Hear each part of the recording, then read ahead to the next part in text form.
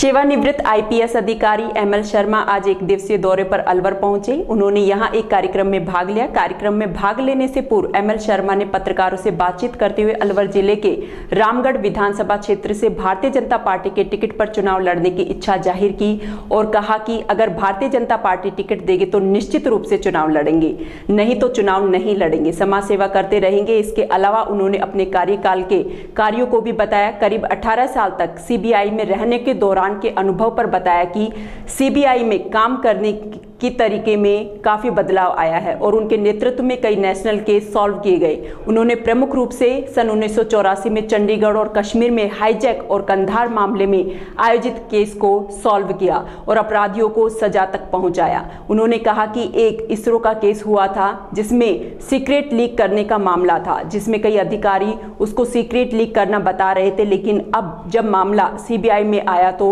वह मामला secret leak का नहीं निकाला और सुप्रीम कोर्ट ने भी बरी करते हुए 1.5 करोड़ का मुआवजा संबंधित वैज्ञानिकों को दिया। इसके अलावा उन्होंने बताया कि सीबीआई में कार्यकाल को लेकर अफसर की तैनाती गलत है। उन्होंने कहा कि जो अफसर सीबीआई में चले जाते हैं उनको लंबे समय तक सीबीआई में रखना चाहिए, क्योंकि फिक्स कार्यकाल के कारण जब नया अफसर आता है तो वह इतना रुचि नहीं लेता, उसमें अनुभव की भी कमी होती है।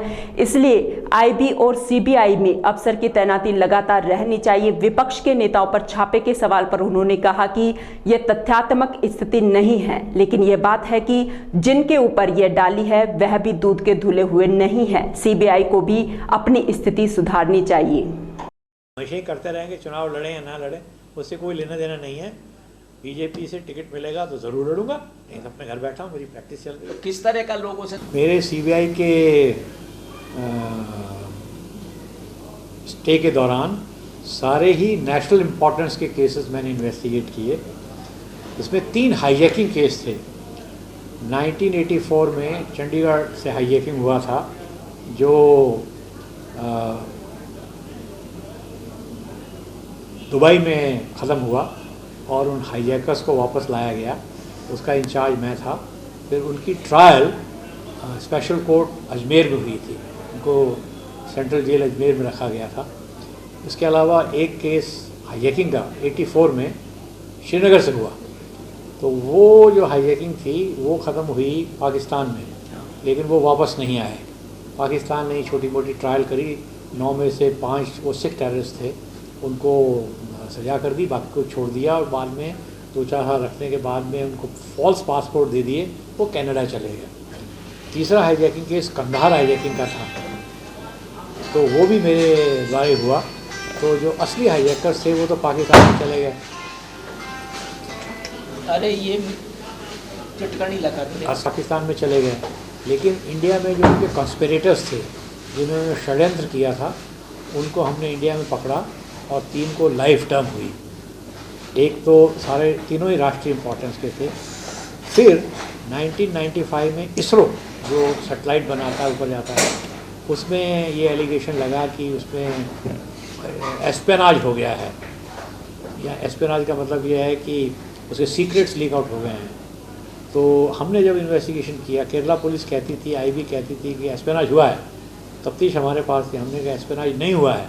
तो अल्टीमेटली सुप्रीम कोर्ट ने हमारी बात मानी और जो नंबी नारायण जो टॉप साइंटिस्ट था उसको मोदी सरकार जी ने तो पद्म विभूषण दिया और सुप्रीम कोर्ट ने उसको 1.5 करोड़ रुपए का मुआवजा दिया। अच्छा, तीसरा इम्पॉर्टेंट केस जो सब ह्यूमन बॉम्ब, तो वो भी केस हम नहीं किया। उसमें बहुत लोगों को, 2 को तो हैंगिंग हुई। हैंगिंग एक्चुअली करी नहीं गई है बिकॉज उसमें ढेर सारी पॉलिटिक्स है, बट कोर्ट ने 2 को हैंगिंग दिया और बाकी 8, 9 या 10 को लाइफ टर्म मिला।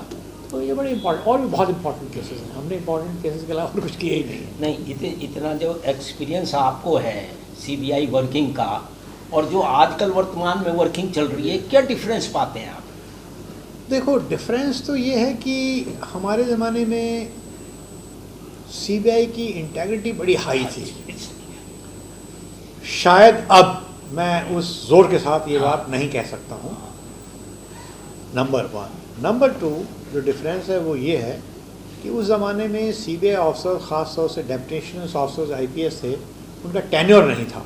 अगर अच्छा अफसर मिल जाता था वो 5 साल रहो, 10 साल रहो, 15 साल रहो, चलता रहता था। आजकल दूसरे जो सेंट्रल गवर्नमेंट ऑर्गेनाइजेशंस हैं जिसमें पुलिस ऑफिसर्स डेप्यूटेशन में जाते हैं, उन्होंने टेन्योर बना दिया है 4 साल, फिर 1 साल बढ़ा दो, 1 साल बढ़ा दो, तो ऐसे करके तो टेन्योर जब ख़त्म हो जाती है तो वो वापस चले जाते हैं, नए अफसर आ जाते हैं। तो जो आईबी है या सीबीआई है, इसमें जो एक्सपीरियंस है और कॉन्टीन्यूटी है, केस एक दिन में ख़त्म नहीं होता है। अगर मान लो इन्वेस्टिगेशन साल 2 साल में ख़त्म हो गया तो ट्रायल चलती है 10-10 साल। तो जिसने केस इन्वेस्टिगेट किया वो ट्रायल में ज़्यादा इंटरेस्ट लेता है, जो दूसरा आ जाता है जिसने इन्वेस्टिगेट नहीं किया उतना इंटरेस्ट नहीं लेता है।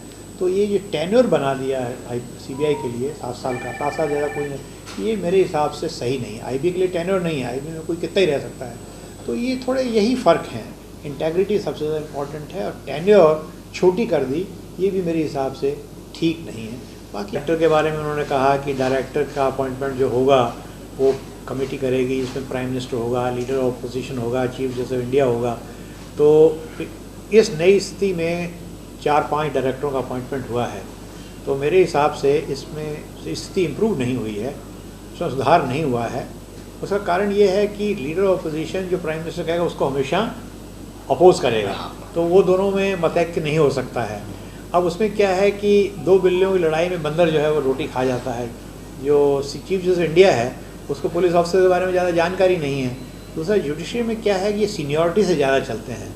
मेरा मानना ये है कि एग्जीक्यूटिव पोजीशंस में सीनियरिटी सिर्फ एक कंसिडरेशन है, सब कुछ नहीं है। ये सीनियरिटी ज़रूरी है, लेकिन उसके अलावा योग्यता, कर्मठता और एक्सपीरियंस भी ज़रूरी है। अब पिछले 2-3 डायरेक्टर ऐसे बने हैं जिनका कोई सीबीआई एक्सपीरियंस ही नहीं है। देखो, आप ये कह सकते हैं कि भाई सीबीआई क्या न्यूक्लियर साइंस है या मिसाइल साइंस है। मैं ये तो नहीं कह सकता कि ये कोई मिसाइल साइंस है, न्यूक्लियर साइंस है, लेकिन उस सब के बावजूद भी ये साइंस है, इन्वेस्टिगेशन साइंस है। हर एक आदमी में समझ में इन्वेस्टिगेशन नहीं आता है, क्योंकि इन्वेस्टिगेशन ये नहीं है कि स्टेटमेंट क्या है, स्टेटमेंट के पीछे जाना ही इन्वेस्टिगेशन है। यहाँ सीनियर पुलिस ऑफिसर बैठे हुए, उनसे अलग से बात करिए, यही बात बताएंगे। स्टेटमेंट में कोई कुछ बोल दे, उससे कुछ नहीं होता है, लेकिन स्टेटमेंट के पीछे क्या है, उसने ऐसा क्यों बोला, तो ये सारी चीज़ें एक्सपीरियंस से आती हैं। तो मेरे हिसाब से सारा कुछ सीबीआई में, डायरेक्टर सीबीआई के ऊपर डिपेंड करता है। सीबीआई के डायरेक्टर में 3 विशेषताएं होनी चाहिए। एक तो उसकी पर्सनल इंटेग्रिटी अनइम्पीचेबल होनी चाहिए, टोटली ऑनेस्ट।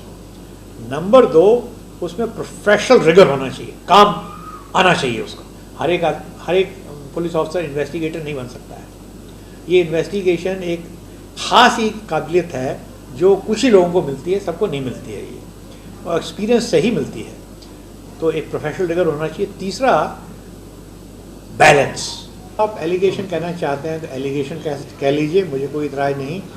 इसको अगर आप तथ्यात्मक स्थिति कहना चाहते हैं वो कह लीजिए। कारण ये है कि जो ये हमेशा भारत में हुआ है, जो सत्ता में रहता है वो होली काऊ बन जाता है और जो सत्ता से बाहर चला जाता है। लेकिन एक चीज़ ध्यान रखिए, जो सो कॉल्ड अपोजिशन के लीडर्स हैं उनमें एक भी ऐसा नहीं है जिनके खिलाफ केस चल रहा हो जिसके बारे में आप ये कह सकें कि वो निर्दोष है। आप समझ रहे मेरी बात को? ऐसा कोई एक नाम बता दीजिए जो ये कह दीजिए, मैं नाम नहीं लेना चाहता किसी के, हाँ, कि वो निर्दोष हैं दोषी, और उनकी इन्वेस्टिगेशन होना चाहिए। इन्वेस्टिगेशन हो